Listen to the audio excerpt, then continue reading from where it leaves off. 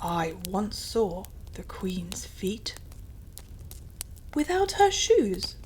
"Yes, without her shoes." "No. Did you?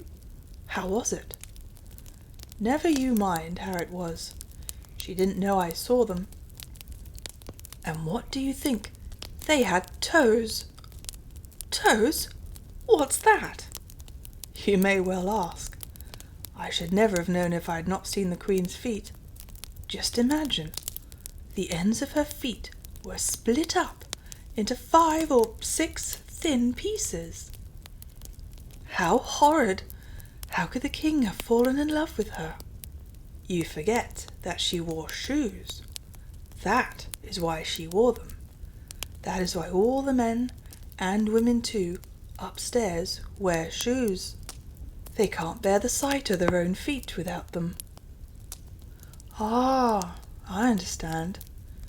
If you ever wish for shoes again, Helfer, I'll hit your feet, I will." "No, no, mother, please don't." "Then don't, you." "But with such a big box on my head." A horrid scream followed, which Curdie interpreted as in reply to a blow from his mother upon the feet of her eldest goblin. "Well, I never knew so much before," remarked a fourth voice. "Your knowledge is not universal quite yet," said the father. "You were only 50 last month. Mind you see to the bed and bedding. As soon as we've finished our supper, we'll be up and going. Ha! Ha! What are you laughing at, husband?" "I'm laughing to think what a mess the miners will find themselves in, somewhere before this day 10 years. "Why, what do you mean?" "Oh, nothing." "Oh, yes, you do mean something. You always do mean something." "It's more than you do then, wife." "That may be, but it's not more than I find out, you know." "Ha! You're a sharp one. What a mother you've got, Helfer." "Yes, father." "Well, I suppose I must tell you. They're all at the palace consulting about it tonight, and as soon as we've got away from this thin place, I'm going there to hear what night they fix upon. I should like to see that young ruffian there on the other side, struggling in the agonies of—" He dropped his voice so low that Curdie could hear only a growl. The growl went on in the low bass for a good while, as inarticulate as if the goblin's tongue had been a sausage, and it was not until his wife spoke again that it rose to its former pitch. "But what shall we do when you are at the palace?" she asked. "I will see you safe in the new house I've been digging for you for the last 2 months. Podge, you mind the table and chairs. I commit them to your care. The table has 7 legs, each chair 3. I shall require them all at your hands." After this arose a confused conversation about the various household goods and their transport, and Curdie heard nothing more that was of any importance. He now knew at least one of the reasons for the constant sound of the goblin hammers and pickaxes at night. They were making new houses for themselves, to which they might retreat when the miners should threaten to break into their dwellings. But he had learned 2 things of far greater importance. The first was that some grievous calamity was preparing, and almost ready to fall upon the heads of the miners. The second was the one weak point of a goblin's body. He had not known that their feet were so tender as he had now reason to suspect. He had heard it said that they had no toes. He had never had opportunity of inspecting them closely enough. In the dusk, in which they always appeared, to satisfy himself whether it was a correct report. Indeed, he had not been able even to satisfy himself as to whether they had no fingers, although that also was commonly said to be the fact. One of the miners, indeed, who had had more schooling than the rest, was wont to argue that such must have been the primordial condition of humanity, and that education and handicraft had developed both toes and fingers, with which proposition Curdie had once heard his father sarcastically agree, alleging in support of it the probability that babies' gloves were a traditional remnant of the old state of things, while the stockings of all ages, no regard being paid in them to the toes, pointed in the same direction. But what was of importance was the fact concerning the softness of the goblin feet, which he foresaw might be useful to all miners. What he had to do in the meantime, however, was to discover, if possible, the special evil design the goblins had now in their heads. Although he knew all the gangs and all the natural galleries with which they communicated in the mined part of the mountain, he had not the least idea where the palace of the king of the gnomes was. Otherwise he would have set out at once on the enterprise of discovering what the said design was. He judged, and rightly, that it must lie in a farther part of the mountain, between which and the mine there was as yet no communication. There must be one nearly completed, however, for it could be but a thin partition which now separated them. If only he could get through in time to follow the goblins as they retreated, a few blows would doubtless be sufficient, just where his ear now lay. But if he attempted to strike there with his pickaxe, he would only hasten the departure of the family, put them on their guard, and perhaps lose their involuntary guidance. He therefore began to feel the wall with his hands, and soon found that some of the stones were loose enough to be drawn out with a little noise. Laying hold of a large one with both his hands, he drew it gently out and let it down softly. "What was that noise?" said the goblin father. Curdie blew out his light, lest it should shine through. "It must be that one miner that stayed behind the rest," said the mother. "No, he's been gone a good while. I haven't heard a blow for an hour. Besides, it wasn't like that." "Then I suppose it must have been a stone carried down the brook inside." "Perhaps. It will have more room by and by." Curdie kept quite still.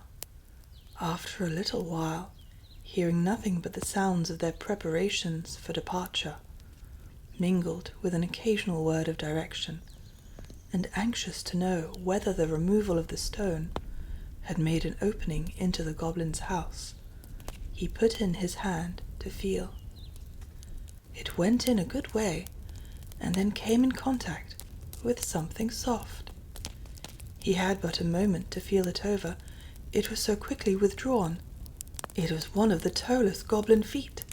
The owner of it gave a cry of fright. "What's the matter, Helfer?" asked his mother. "A beast came out of the wall and licked my foot." "Nonsense! There are no wild beasts in our country," said his father. "But it was, father. I felt it." "Nonsense, I say. Will you malign your native realms and reduce them to a level with a country upstairs that is swarming with wild beasts of every description?" "But I did feel it, father." "I tell you to hold your tongue. You are no patriot." Curdie suppressed his laughter, and lay still as a mouse, but no stiller, for every moment he kept nibbling away with his fingers at the edges of the hole. He was slowly making it bigger, for here the rock had been very much shattered with the blasting. There seemed to be a good many in the family, to judge from the mass of confused talk which now and then came through the hall. But when all were speaking together, and just as if they had bottle brushes, each at least one, in their throats, it was not easy to make out much that was said. At length he heard once more what the Father Goblin was saying. "Now then," he said, "get your bundles on your backs. Here, Helfer, I'll help you up with your chest." "I wish it was my chest, Father." "Your turn will come in good time enough. Make haste. I must go to the meeting at the palace tonight. When that's over, we can come back and clear out the last of the things before our enemies return in the morning. Now light your torches and come along. What a distinction it is to provide our own light instead of being dependent on a thing hung up in the air. A most disagreeable contrivance, intended no doubt to blind us when we venture out under its baleful influence. Quite glaring and vulgar, I call it, though no doubt useful to poor creatures who haven't the wit to make light for themselves." Curdie could hardly keep himself from calling through to know whether they made the fire to light their torches by, but a moment's reflection showed him that they would have said they did, inasmuch as they struck 2 stones together, and the fire came.